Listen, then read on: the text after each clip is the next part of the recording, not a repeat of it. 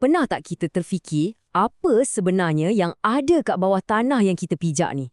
Jauh di bawah sana ada satu dunia gergasi yang penuh misteri. Betul-betul bawah kaki kita. Jom, hari ni kita bongkar rahsia ni sama-sama. Okey, jom kita mulakan dengan satu soalan. Cuba teka, apa lapisan yang paling besar, yang paling tebal sekali kat dalam bumi ni? Adakah kerak bumi? Ataupun mungkin teras dia yang panas membara tu? Jawapannya, mantle. Ya, mantle. Lapisan gergasi ni duduk betul-betul antara kerak bumi yang nipis ke atas dengan teras yang super panas kat bawah. Boleh kata, inilah bahagian paling besar dalam planet kita. Okey, jom kita kenal dengan lebih dekat lagi apa sebenarnya mantle bumi ni. Kita akan fahamkan asas-asas pasal lapisan gergasi ni. Nak senang faham, bayangkan bumi ni macam sebiji buah peach. Kulit dia yang nipis tu, itulah kerak bumi. Biji kat tengah tu pula, teras bumi. Jadi, mantle ni apa? Mantle ni lah isi buah yang tebal tu. Dialah lapisan tengah, duduk bawah kerak, atas teras. Dan yang paling penting, dialah yang paling-paling tebal. Okey, kita dah tahu kat mana kedudukan dia. Tapi, macam mana agaknya keadaan kat sana kan? Dan betul ke panas sangat? Bersiap sedia sebab jawapan dia memang, ekstrim gila. Dan bila kita cakap pasal panas, kita maksudkan sangat-sangat panas. Bayangkan suhu ni 3,700 darjah Celsius. Nak bagi gambaran, suhu ni lagi panas daripada lava yang membuak-buak keluar dari gunung berapi. Memang tak dapat dibayangkan kan?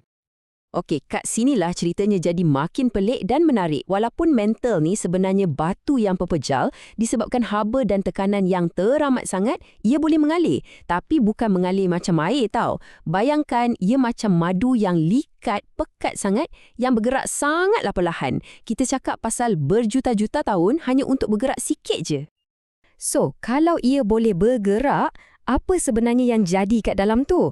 Dan ia dibuat daripada apa sebenarnya? Jom kita siasat lagi. Rupa-rupanya, bahan utama mantle ni ialah sejenis batuan panas yang dinamakan peridotite. Batuan yang selalunya berwarna hijau inilah yang membentuk hampir keseluruhan lapisan mantle yang panas dan sentiasa bergerak tu. Pergerakan dalam mantle ni pula mencetuskan satu proses yang sangat penting. Macam ni, haba dari teras akan panaskan batuan sampai sebahagiannya cair. Jadilah magma. Magma ni lebih ringan, jadi ia akan naik perlahan-lahan ke atas. Bila ia naik, ia menolak plak-plak tektonik kat permukaan bumi. Macam kita tolak pelampung atas air, macam itulah. Okey, kita dah tahu pasal batuan panas, pergerakan macam madu pekat semua tu. Tapi, so what? Kenapa kita kena kisah pasal benda ni? Apa efek dia pada kita yang hidup kat atas ni? Ini dia bahagian yang paling best. Jom kita tengok macam mana lapisan yang tersembunyi ni sebenarnya membentuk dunia kita. Dunia yang kita nampak hari ni.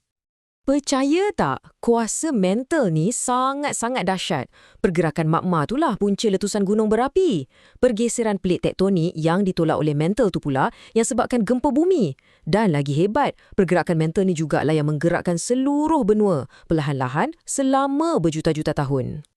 Memang betul lah apa yang dikatakan ni. Walaupun kita tak boleh nampak mantle tu dengan mata kita sendiri kan, tapi kesannya, kuasanya, kita boleh rasa setiap hari melalui semua kejadian alam yang membentuk planet kita ni.